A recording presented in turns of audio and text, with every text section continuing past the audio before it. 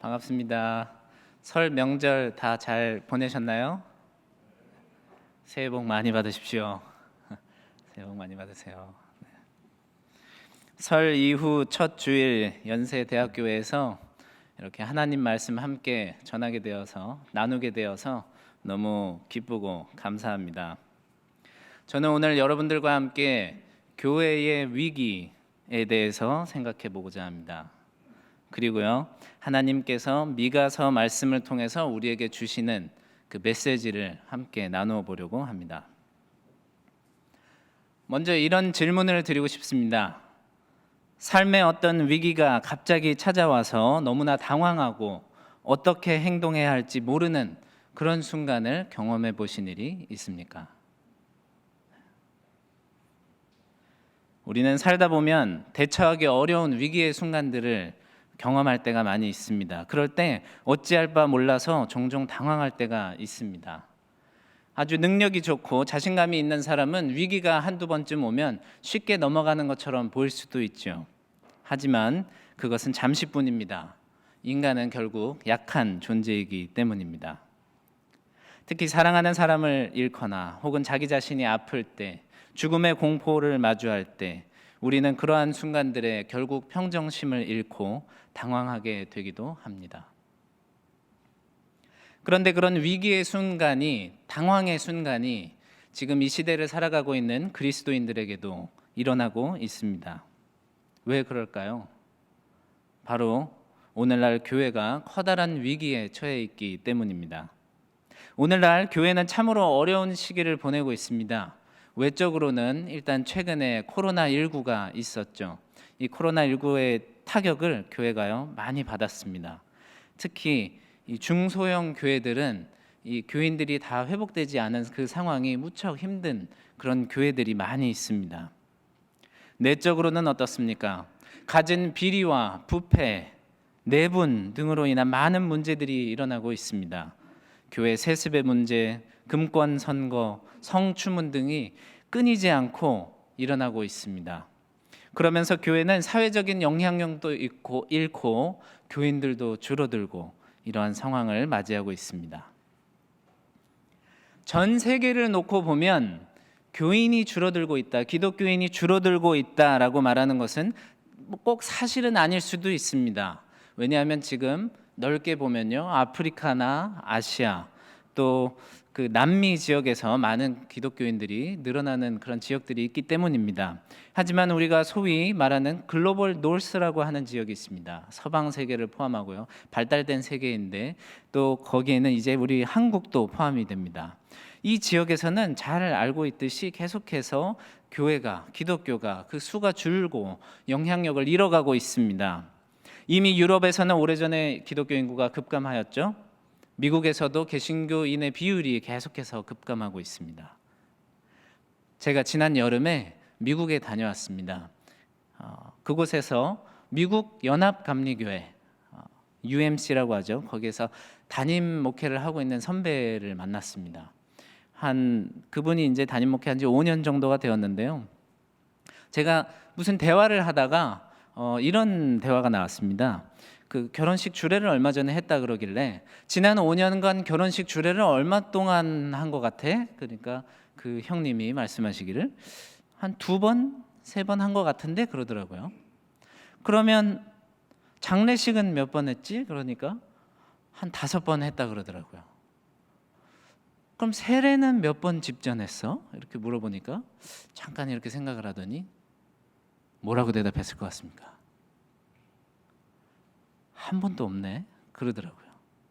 지난 5년 동안 목회를 하면서 결혼식 주례는 2번, 3번, 장례식은 5번. 근데 세례는 한 번도 안 했다 그러더라고요. 이것이 의미하는 바가 뭘까요? 이것이 미국에 있는 많은 주류 교회 그 담임 목회자들이 경험하는 현실입니다. 그런데요, 한국 교회도 이제 점점 그런 모습을 닮아가고 있습니다. 한국 교회는 교인 수가 2010년쯤에 정점에 이르렀었는데요, 꾸준히 내리막길을 가고 있습니다. 어느 한 뉴스 기사를 보니까요, 지난 10년간 주요 6개 교단의 모든 교인을 합쳤을 때 지난 10년간 약 200만 명의 수가 감소했다 이렇게 이야기하더라고요. 200만 명이라는 숫자 엄청난 숫자죠. 한국에 있는 가장 그 큰 교단이라고 하는 예장 통합이나 예장 합동, 이 교단 하나가 통째로 없어진 것과 같은 숫자입니다. 그리고 그 지금 추세는 계속되고 있습니다. 계속해서 교회들이 고령화되고 있고, 신학교들이요 지금 지난 몇 년간 학생이 모집이 안 돼서 굉장히 어려워하고 있습니다. 계속해서 미달 사태입니다.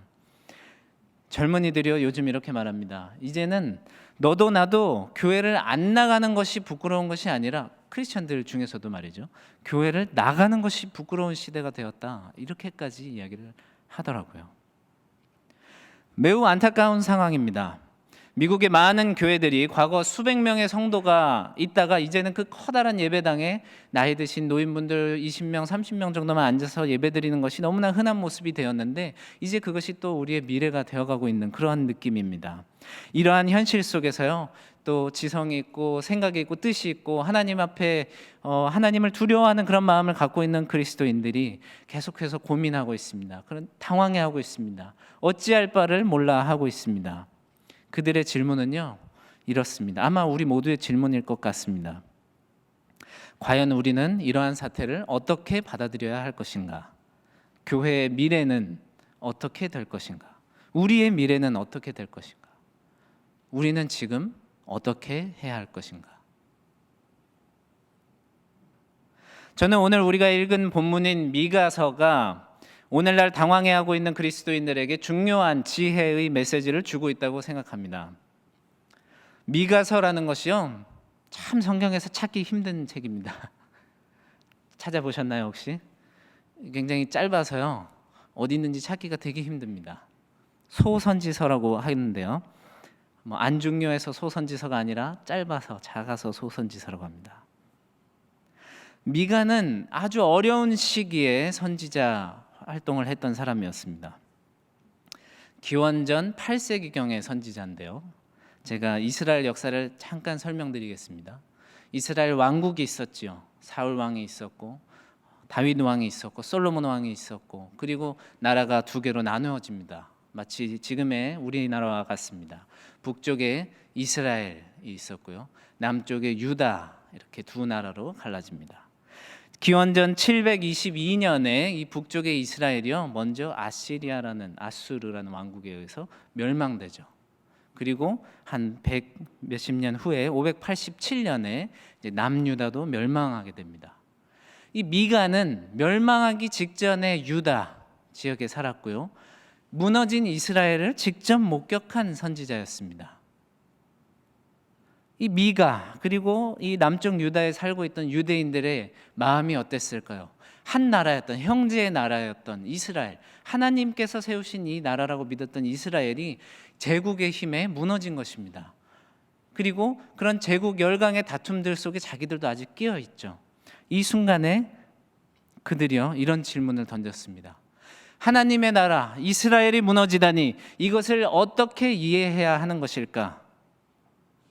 우리의 미래는 이제 어떻게 되는 것일까? 우리는 무엇을 해야 하는 것일까? 바로 지금의 그리스도인들이 갖는 질문과 아주 비슷한 그런 질문이었습니다. 미가는 바로 당황스러운 상황 속에서 이런 질문을 던지며 두려움에 떨고 있었던 유대인들에게 하나님의 메시지를 대신 전합니다.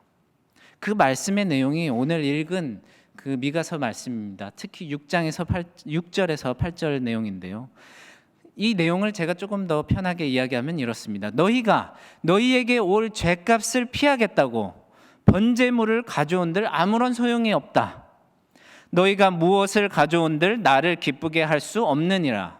수천 마리의 수량도 아니고 수만 개의 기름도 아니다. 너희가 맏아들을 나에게 데려올지라도 나를 기쁘게 할 수 없느니라. 즉 하나님은 그들에게 이미 저지른 죄, 하나님 앞에 불순종했던 모습, 하나님 앞에 불의했던 그 모습들, 그것들을 가리거나 되돌리려고 하는 노력들 아무리 해봐야 소용없다고 말씀하십니다. 무엇을 가져온들 소용없다고 말씀하십니다. 자기 자신을 떳떳하게 만들려고 죄값을 피하려는 노력 따위가 하나님이 원하는 것이 아니라고 말씀하십니다. 그리고 말씀하십니다. 내가 너희에게 원하는 것은 오직 세 가지이니라. 첫째, 정의를 실천하라. 둘째, 자비를 사랑하라. 셋째, 겸손하게 하나님과 동행하라. 이렇게 말씀하십니다. 즉 이미 지나간 일에 집착하여 거기에 매달리는데 일생을 허비하지 말고 지금부터, 바로 오늘부터라도, 아니 오늘을 바르게 살라고 하나님 말씀하시는 것입니다. 이것은 마치 예수님께서 우리에게 오셔서 전해주신 그 말씀과 동일한 맥락입니다. 예수님께서 오셔서 우리에게 전하신 말씀이 무엇입니까? 그 성전에 목매어서 살아가는 유대인들을 향해서 한 이야기가 무엇입니까? 아무리 너희가 죄를 없애겠다고 이것을 가져갈까 저것을 가져갈까 그렇게 해봐야 소용이 없다. 제사 전통에 목매어 봐야 소용없다. 너희는 하나님을 사랑하고 내 이웃을 사랑하는 삶을 살아라. 이렇게 말씀하시지 않았습니까? 미가서의 가르침도 바로 그러한 것이었습니다. 하나님은 말씀하십니다. 정죄함과 심판을 피하기 위해 재물을 가져올 것이 아니라 당장 오늘이라도 정의를 실천하고 자비를 사랑하고 겸손하게 하나님과 동행하라. 그리고 이것이 무너져가는 교회를 바라보며 낙담하고 당황해하는 우리 그리스도인들에게도 동일하게 주시는 말씀이라 생각합니다. 너희가 100억을 헌금하여도 100만 명이 모일 수 있는 교회를 짓더라도 너희의 자녀들이 모두 목회자, 선교사로 헌신하더라도 그것이 나를 기쁘게 하는 것은 아니니라. 그리고 그것이 이미 무너져가는 교회를 되살릴 수 있는 것이 아니니라. 내가 너희에게 원하는 것은 오직 이 세 가지, 정의, 자비, 겸손의 삶을 사는 것이다. 그렇다면 이제 이 정의의 삶, 자비의 삶, 겸손의 삶은 무엇인지 그것에 대해서 이야기해 볼까 합니다. 첫째, 정의를 실천하라. 이것은 무슨 뜻일까요? 이것은 쉽게 이야기하면 옳은 일을 행하라는 뜻이죠. 옳은 일을 행동하라. 그런데 여기서 중요한 것은 옳은 일, 정의가 무엇이냐 하는 것만이 중요하지 않습니다. 그것을 실천하라라고 말씀하셨습니다. 성경은요, 옳은 것을 아는 것만으로 충분하지 않다고 말합니다. 미가는 제단에 양을 바치는 것보다, 교회 제도 아래 착하고 충성된 종교인이 되는 것보다 하나님의 정의를 실천하는 것이 더 중요하다는 하나님의 말씀을 전했습니다. 정의란 무엇인가? 하버드 대학의 유명한 강의도 있죠. 마이클 샌델 교수의 정의란 무엇인가? 그런 그 강의를 들어보면요, 복잡한 철학과 윤리의 그 이론들을 명쾌하게 설명을 해주고 있습니다. 여러 가지의 그 가치들이 충돌하는 상황을 보여주고 있거든요. 성서에 나오는 정의는요, 쭉 읽어보면 명확합니다. 이게 오늘 고린도전서 저희가 말씀도 읽었고 그 마태복음의 내용도 읽었는데 같은 내용입니다. 약자의 편에 서는 것입니다. 고아와 과부, 억압받는 자, 마음이 상한 자, 포로된 자, 차별받는 자의 편에 서는 것이 정의다라고 성경은 이야기하고 있습니다. 그리고 정의를 실천하라 이렇게 이야기합니다.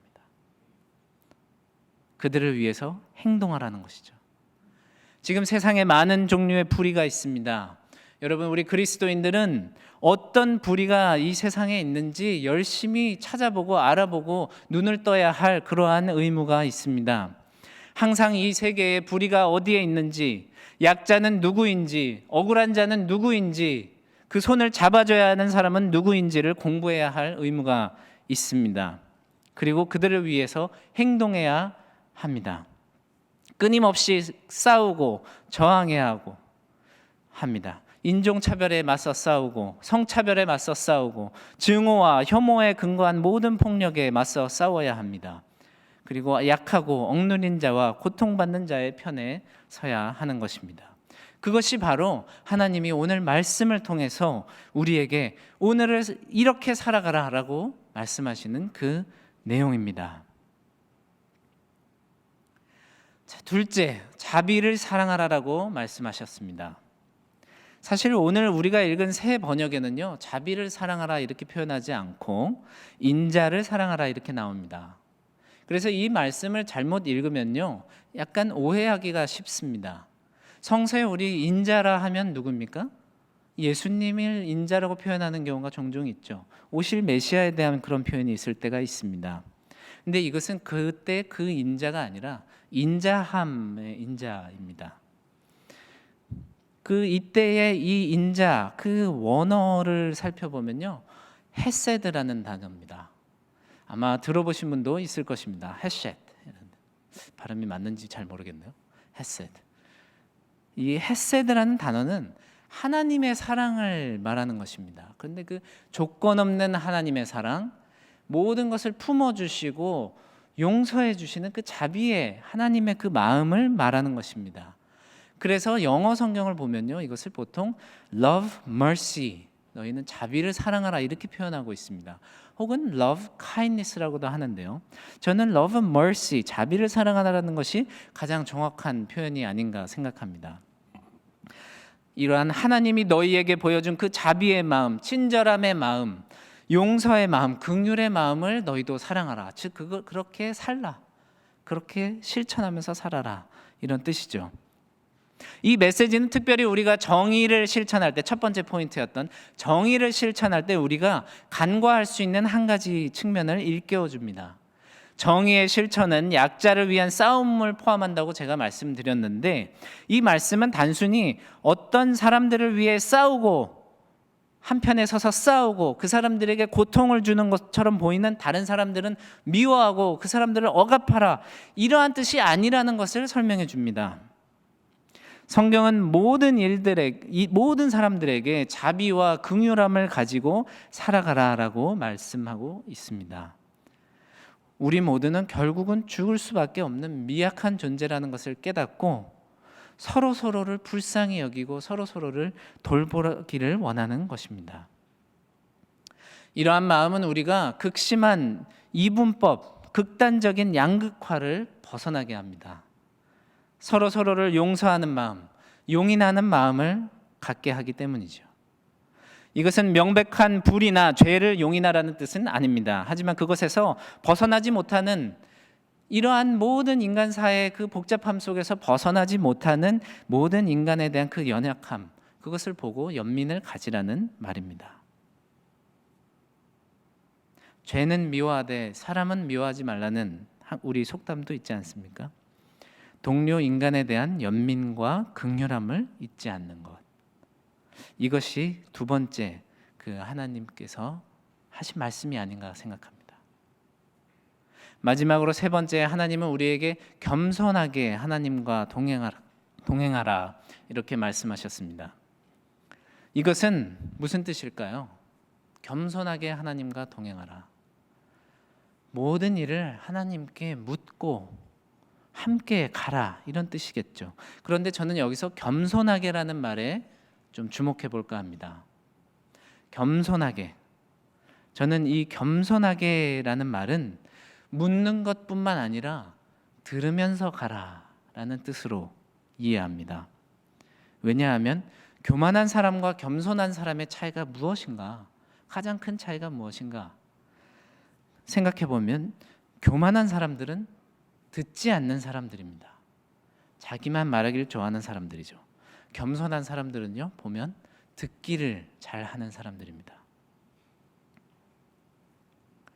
이러한 겸손한 자세를 하나님과의 관계에서도 우리가 실천해야 할 것입니다. 하나님은 우리에게 말씀하십니다. 너희는 겸손하게 하나님과 동행하라. 자신의 판단을 믿지 말고 계속해서 묻고 구하며 그 뜻과 음성을 들으면서 살아가라. 여러분, 항상 하나님께 묻고 그 음성을 듣도록 노력하는 저와 여러분 되시기를 바랍니다. 음성은 여러 가지 상황에서 들을 수 있습니다.